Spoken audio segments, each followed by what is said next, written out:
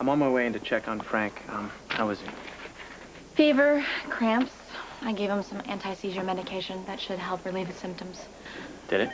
Well, he says it didn't. He wants me to give him a higher dose of DL56. In fact, he said he'd report us if I didn't. He tried to blackmail you, Karen? Who the hell is this guy? Because it's certainly not my brother. It's unnerving seeing what DL56 can do to a person. So what happened? I mean, what did he say when you said you wouldn't do it? Well, I mean, he backed down. We're his only supplier. He's not going to report us. Well, I'm going to go give him a little visit and let him know what I think of his little foray into blackmail. Okay, just go easy on him, all right? Not getting the full dose of DL56 is making him crazy. Believe me, I know what that's like. He's just not in control of himself right now. All right, 1 full dose of DL56 coming at you. Anything less and I get the shakes. Ramsey, how did you get hip to this drug? And don't give me that garbage about hanging out in Karen's lab. She doesn't like you any more than I do. Look, I helped Karen out after your accident. She was too busy holding Joe's hand to work in the lab. You sticking to that story, huh? You know, I do recall you hanging around Devlin quite a bit. Look, do you want this injection or do you want to make conversation? Make my day, Dr. Feelgood. Let's hope this stuff has sedative properties. You need to relax.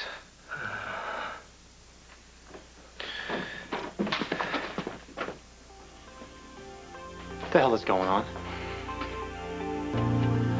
Joe!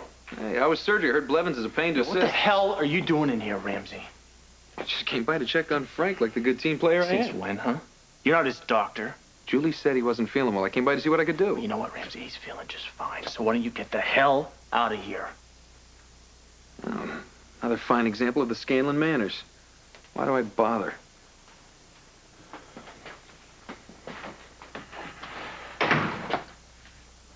So, you mind telling me what that was really about? He was pumping me for info on DL56. That jerk, I bet he was trying to figure out a way to market that stuff. He doesn't care how dangerous it is. You can use me for your warning label. Hey, kids, don't let this happen to you. You must be feeling better if you're able to joke about it. Oh, better by the minute. So, just mean you're going to give up your career as a professional blackmailer? Look, I owe Karen an apology. What can I say? My veins felt like they were popping. I understand. She's okay with it. I'm glad to see the anti-seizure meds are working. You know, a couple more days of low-dose DL56, and we should have you off it altogether. I can't wait. Before your next dose, I want to get a full blood panel, okay? Why? Karen ran tests this morning. I know, Frank. We just need to monitor you, that's all. We need to check your liver enzymes, your kidney functions, and your electrolytes. Joe, you guys have taken enough blood for today. I would like to enjoy my dinner for a change without my stomach churning. Okay. I'll tell the nurse to give you 30 minutes, all right? You enjoy bossing me around, don't you? Yeah, I do, Frank. And I also like having my big brother alive.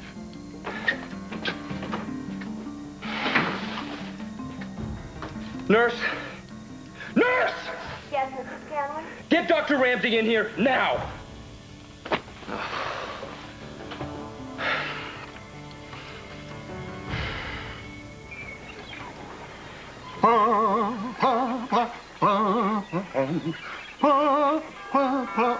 Oh, can a man catch a few rays in peace? Hello, Monk? Lucy? Sigmund? Does anyone want to get that door? Would you like to get the door, Victor? Of course, Victor will get the door. It's not as if I have anything else to do around here.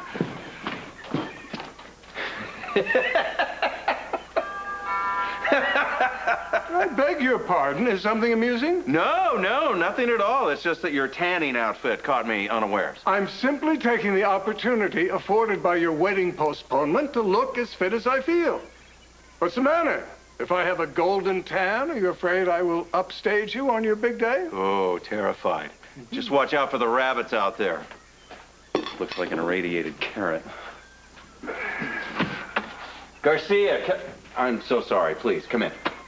I need to speak to you about the investigation. Has there been a break? I'm here to ask questions, Kevin, not give you a report. Despite the fact that you're having a double wedding with my commissioner, I'm not entirely convinced you're Mr. Innocent. Thanks for the vote of confidence. I'm sorry, I just can't get past the fact that all these deaths have made you a very rich man. Hey, I never wanted that kind of publicity for my book. I just think it's odd that just when all your book sales dropped and all the hype was over, Dr. May is killed. Then voila! This week your book is #1. Congratulations.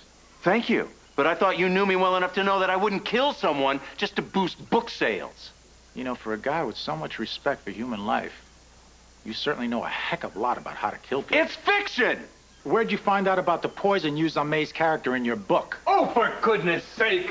Everybody's heard of cyanide. It's a very common poison. Oh, yeah, sure. We get at least a dozen cyanide deaths a month in Port Charles. I don't even know exactly how it's made.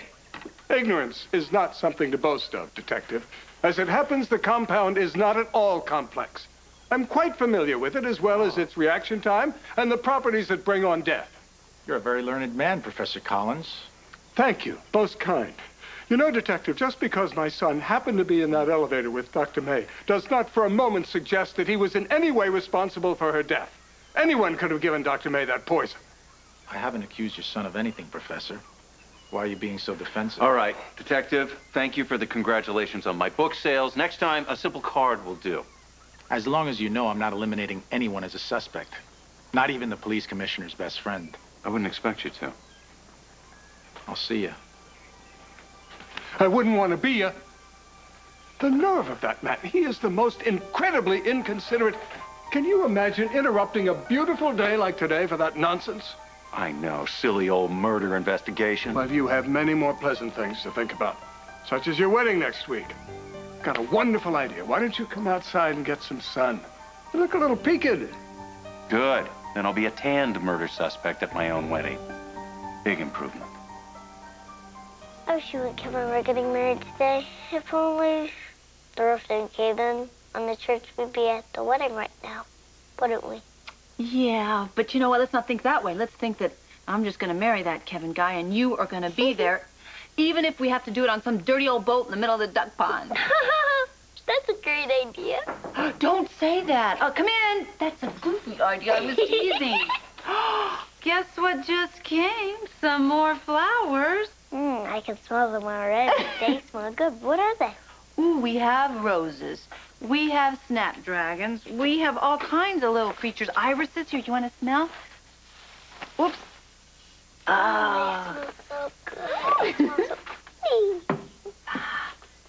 Oh, and there's a card in here with a present to Serena Baldwin with this gift. What is it? I don't know. Here, feel this. It's some sort of shiny silver wrapping paper and a big red bow. It feels fancy. Would you please open it for me? You know what? I think you can open it yourself. Use those clever fingers. You haven't forgotten how to rip wrapping paper. Go ahead. I guess I haven't. Go crazy. Make a mess. I'll catch it. Go. You might Go. make a mess. It's okay. Go. Rip. I'm catching it. Oh. What does it feel like? It feels like wood. Wood. See, you are a clever girl. Look at that. It's a music box. Open it up.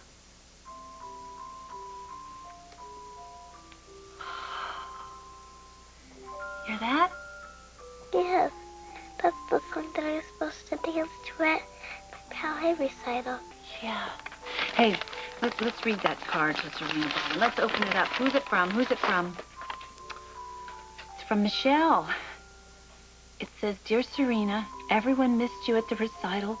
We hope you feel better soon. And guess what? Everybody in your class signed the card. Oh, that's really nice of them.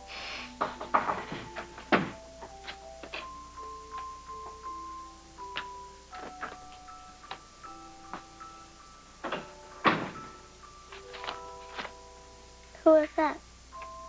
Oh, that was just an orderly, poked her head in. Oh. We're just gonna make sure that Eve runs out of gas, then she'll be stranded. Then Scott will freak out because, you know, he's always been sort of paranoid ever since Serena was kidnapped about people picking Serena up on time. When she's not there, I'll go to rehearsal, and I'll save the day and be the big hero.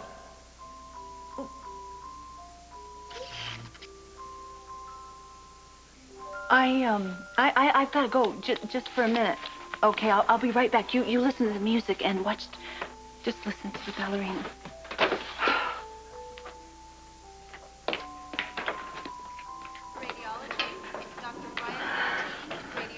Hi, Hi, Michelle. How are you? Nice to see you. Lucy, it's nice to see you again. I haven't seen you since you tried to pick up Serena the day of the accident. Oh, wow, what a wonderful memory you have. How is Serena doing? Well, she's fine, really, and she's enjoying the music box, but she's a little tired today. Maybe no visitors should go in. Oh, well, then I won't intrude. If Mr. Baldwin's here, I'd like to speak to him. I wanted to tell him that the students dedicated the recital to Serena. Oh, that is so sweet. But he's not here. You just missed him, and I'm not sure when he'll be back. Listen, Michelle, I hope you don't take this the wrong way. But you see, this accident was very traumatic for both Scott and Serena, very traumatic, and they don't really like to talk about it yet or be reminded, and so maybe it's best, you know, if we just leave them alone for a little while to let them adjust for their sake.